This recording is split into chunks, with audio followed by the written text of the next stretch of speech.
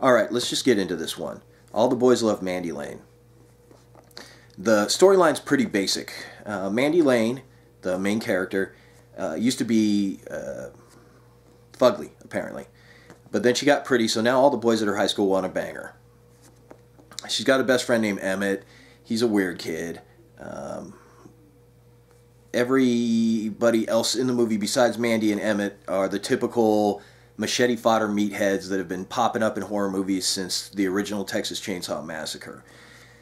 So Mandy, as they explain it, gets pretty over the summer, and then she does the slow, pretty white girl walk through the hallways, and everybody stops and looks.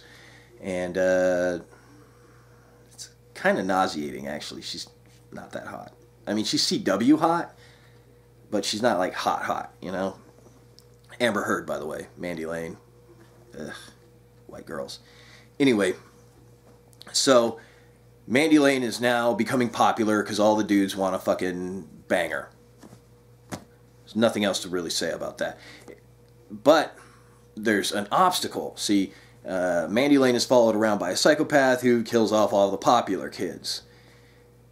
I could give you spoilers and shit because the plot is very thin, and even saying it makes it sound like a big fat waste of time, but it is a big fat waste of time. There's nothing I can do to dress this movie up and make it sound better, okay? Hot girl, killers, oh, secluded ranch. There's a secluded ranch in the movie. About half an hour in, so there's that. There's a pit of cow carcasses, right? I mean, you like cow carcasses? If you don't, this is not the movie for you. Because the cow carcasses are honestly the most interesting part of the movie. There's a machete battle in the cow carcass pit too. So that reminds me a lot of my third birthday. This movie is shot in the old school, or tried to be shot in the old school stock and slash style of the, you know, like Graduation Day, The Burning, even the first Friday the 13th or Sleepaway Camp. But it totally fails. It comes off as kind of a pretentious hipster expose on wasted youth and murder and bullying, and yeah, there's some bullying in the movie. We're supposed to believe that these guys are jocks. They're these bullies, and we believe that they're jocks because they're incredibly bipolar, and none of them have roofs on their vehicles. They all have these beachcomber type things.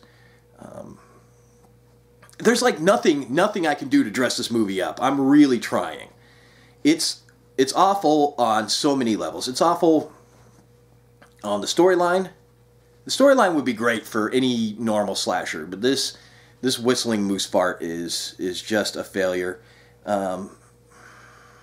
I got nothing for you. I'm just going to insult this film. Fuck you for making this film. Fuck your parents for having you. I hope everybody involved in the production of this film gets Crohn's disease. Go to fucking hell. I do want to mention that this movie originally came out in 2006, and it lost distribution. So, when a horror movie loses distribution, when it just disappears, it might play at like one film festival and then it's gone.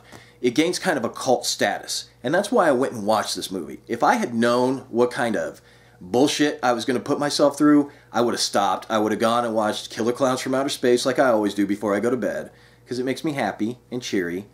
And I would have skipped this god-awful, treacherous trek through douchebag town.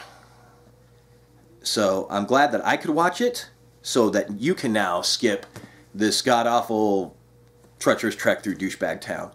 I didn't say anything about how your kids are ugly or diarrhea in this video, so please note that, okay? Your ugly kids have diarrhea. Night-night.